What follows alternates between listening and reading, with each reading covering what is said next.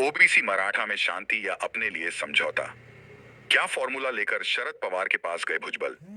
महाराष्ट्र में अजित पवार गुट के नेता छगन भुजबल और शरद पवार की मुलाकात से राजनीतिक हलचल तेज हो गई है। दोनों की मुलाकात को लिए सियासी मायने निकाले जा रहे हैं।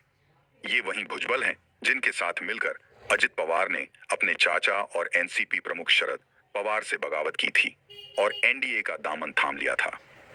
लोकसभा चुनाव में शरद की पार्टी ने इंडिया गठबंधन के साथ मिलकर बेहतरीन प्रदर्शन किया था।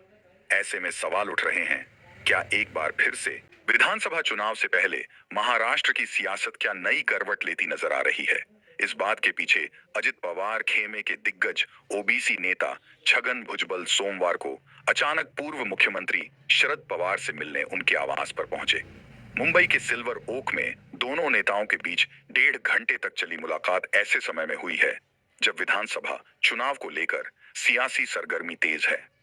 लोकसभा चुनाव में मिली सियासी मात के बाद से अजित पवार खेमे के नेताओं में बेचैनी की बात कही जा रही है, क्योंकि एनसीपी सिर्फ एक सीट ही जीत सकी, जबकि शरद पवार की पार्टी को 8 सीटें मिली थीं।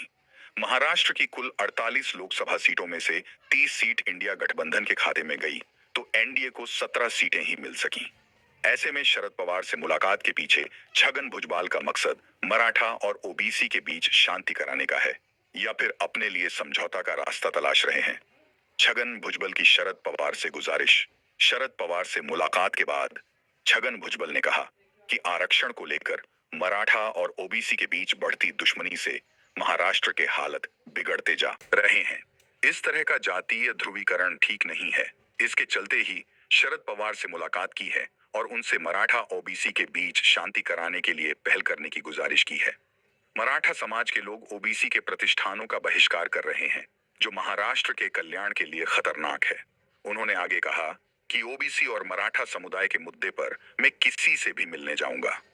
जरूरत पड़ी तो मैं राहुल गांधी से भी मिलने को तैयार हूं।